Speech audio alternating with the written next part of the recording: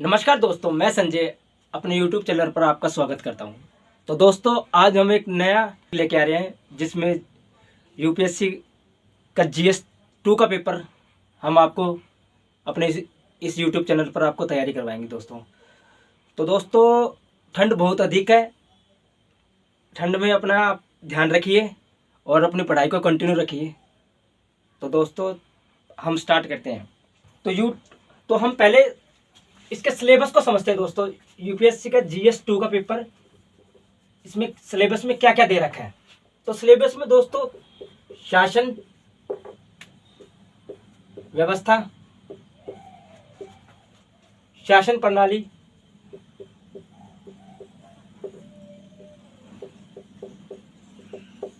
शासन प्रणाली, सामाजिक न्याय,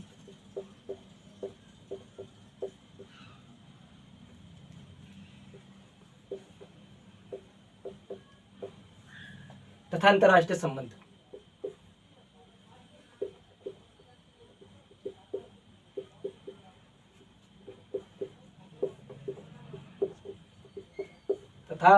संबंध। तो दोस्तों, अब हमें इसमें यह देखना है, इसमें यह केवल इतना देखना है कि शासन व्यवस्था, शासन प्रणाली, सामाजिक न्याय तथा अंतर्राष्ट्रीय संबंध। तो हमें इस सिलेबस को 20 यूनिट में डिवाइड कर रखा है। तो दोस्तों, हम पहली यूनिट को पहली यूनिट को देखते हैं दोस्तों। पहली यूनिट में पूछा क्या है?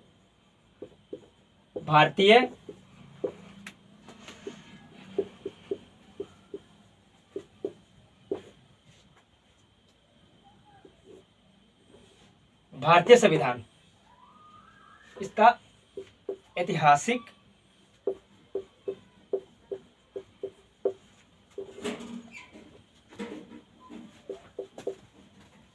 आधार,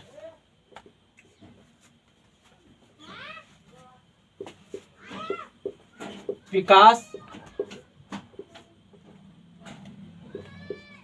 विशेषताएं,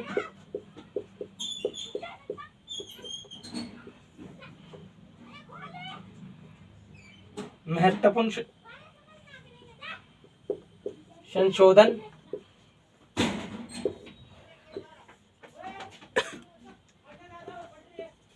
महत्वपूर्ण प्रावधान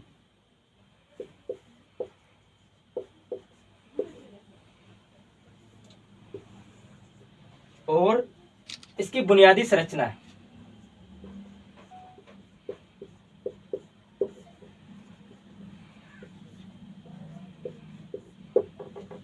तो दोस्तों, हम ये स्टार्ट करेंगे दोस्तों। हम है ना सिलेबस को इस प्रकार से तैयार करेंगे ताकि हम सिलेबस से रिलेटेड कोई भी क्वेश्चन आए उसको हम अटेम्प्ट कर सके। तो दोस्तों, हम स्टार्ट करते हैं। शासन व्यवस्था, पहले ये हम इसके शब्दों को समझ लेते हैं दोस्तों। शासन व्यवस्था क्या है, शासन प्रणाली क्या है, सामाजिक न्याय क्या है और अंतर्राष्ट्रीय संबंध क्या है। तो दोस्तों, शासन व्यवस्था की भाई किसी देश या राज्य या जिले, उसकी कैसी व्यवस्था है, भारत के संदर्भ में देखते। तो भारत के संदर्भ में देखते शासन व्यवस्था। शासन व्यवस्था में दोस्तों क्या क्या है, देखो। शासन व्यवस्था एक ऐसा सिद्धांत जिसके आधार पर व्यवस्था बनी हो, जैसे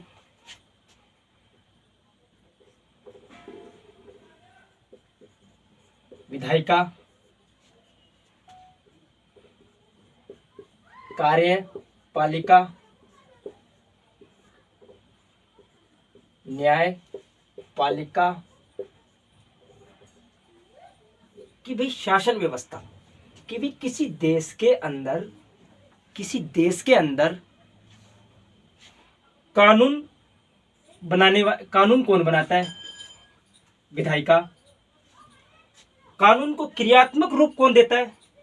कार्यपालिका। उसकी समीक्षा कौन करता है? न्यायपालिका। तो ये किसी भी देश की व्यवस्था है दोस्तों। किसी भी देश के अंदर व्यवस्था इस प्रकार की हो सकती है। किसी देश में यह किंगडमशाही भी है, लेकिन स्पेशल भारत के अंदर ये है दोस्तों, ये हमने ब्रिटेन से लिए दोस्तों। विधायिका, कार्यपालिका, न्यायपालिका, एक शासन व्यवस्था एक ऐसा सिद्धांत जिसके आधार पर किसी देश के प्रशासन से संबंधित गतिविधियां निर्धारित होती हो। विधायिका का क्या कार्य है, कार्यपालिका का क्या कार्य है, न्यायपालिका का क्या कार्य है। अब ये शासन प्रणाली, इनका क्रियात्मक स्वरूप, विधायिका, कार्यपालिका, न्यायपालिका, इनका क्रियात्मक स्वरूप, भाई इस किसी भी प्रणाली के अंदर, किसी भी शासन के अंदर कौन सी प्रणाली को उपयोग किया गया है। जैसे विधायिका का क्या कार्य है, विधायिका क्या करती है, कानून बनाती है, जिसमें हमारे भारत में संसद है, संसद, लोकसभा, राज्यसभा। पहले कानून लोकसभा में पास पहले कानून लोकसभा और विधानसभा में पास होता है, लोकसभा राज्यसभा में पास होता है, फिर उसमें पारित होने के बाद फिर वो राष्ट्रपति के पास, राष्ट्रपति साइन करने के बाद में फिर वो एक कानून का स्वरूप लेता है। उस कानून को लागू करने के लिए कार्यपालिका, उस कानून को लागू करने के लिए कार्यपालिका है। जैसे मान लो दोस्तों एक कानून बनाया, चलो मान लो एक महिला सशक्तिकरण के संदर्भ में एक कानून बनाया गया, ठीक है दोस्तों, कि भाई महिलाओं के साथ गलत व्यवहार करना कानूनी अपराध है। वो हमारे लोकसभा में पास हो गया, राज्यसभा में पास हो गया और राष्ट्रपति द्वारा साइन हो गए, ठीक है दोस्तों। तो अब उस कानून को लागू कर दिया गया। अब भारत के किसी भी क्षेत्र के अंदर उस किसी महिला के साथ कोई गलत व्यवहार होता है, कौन उस कानून के तहत कौन उस व्यक्ति को पकड़ता है, पुलिस प्रशासन। पुलिस प्रशासन उस व्यक्ति को पकड़ के न्यायालय के समक्ष प्रस्तुत करती है। न्यायालय उस कानून के तहत उसको दंडित करता है। यदि वो निर्दोष है तो उसको बरी कर देता है। दोस्तों इस प्रकार की जो व्यवस्था है ना, शासन व्यवस्था के अंदर शासन व्यवस्था के अंतर्गत, शासन प्रणाली के अंतर ये कार्यपालिका काम करती है दोस्तों। कार्यपालिका में पुलिस प्रशासन,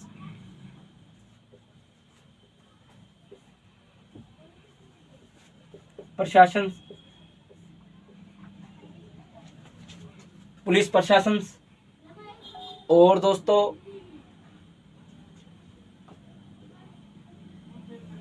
नगर निगम, ये कार्यपालिका के पार्ट है दोस्तों, ये कार्यपालिका के पार्ट दोस्तों। और न्यायपालिका के अंतर्गत supreme court, high court, district court. तो दोस्तों ये कानून की समीक्षा करती है, ये कानून बनाती है, ये कानून को लागू करती है और ये उसकी समीक्षा करती है। तो दोस्तों ये चीजें है शासन। तो दोस्तों हमारा शासन व्यवस्था, इसको राज व्यवस्था का भी नाम दिया जाता है दोस्तों।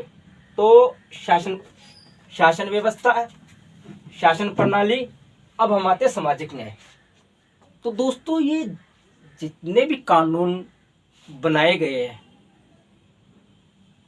ये जितने भी कानून बनाए गए दोस्तों, इसका मुख्य उद्देश्य समाज का भला करना, समाज का विकास करना, इसका मुख्य उद्देश्य यही है दोस्तों। तो सामाजिक न्याय, कोई भी कानून विधायिका बनाती है, नियम बनाती है, तो वो समाज को ध्यान में रखकर बनाती है दोस्तों। तो भारतीय संविधान में भी सामाजिक न्याय को ध्यान में रखा गया है। तो दोस्तों ये सामाजिक न्याय, विधायिका द्वारा बनाए गए कानूनों का मुख्य उद्देश्य सामाजिक न्याय है। सामाजिक न्याय से अभिप्राय एक ऐसे न्याय से है जिसके अंतर्गत समाज के प्रत्येक वर्ग को सम्मिलित किया जाता है। जब विधायिका द्वारा कानून बनाया जाता है या नीतियां बनाई जाती है, ये योजनाएं बनाई जाती है, तो दोस्तों सामाजिक न्याय ये है। और अंतर्राष्ट्रीय संबंध, जब एक देश किसी दूसरे देश के साथ संबंध बनाता है, वो राजनीतिक भी हो सकते हैं, सामाजिक भी हो सकते हैं, आर्थिक भी हो सकते हैं और रक्षा से संबंधित भी हो सकते हैं। तो इन संबंधों को अंतर्राष्ट्रीय संबंध कहा जाता है। तो दोस्तों ये मोटा मोटा है, मैं इसका धीरे धीरे जब इसके बारे में धीरे धीरे डिटेल में आपको मैं इसके बारे में आगे बताता जाऊंगा। अभी तो दोस्तों ये इंट्रोडक्शन क्लास है, अब आपको भी इसमें ध्यान में रखना है। तो दोस्तों इससे आगे हम नेक्स्ट वीडियो में करेंगे। थैंक यू दोस्तों, मेरे चैनल को सब्सक्राइब कीजिए।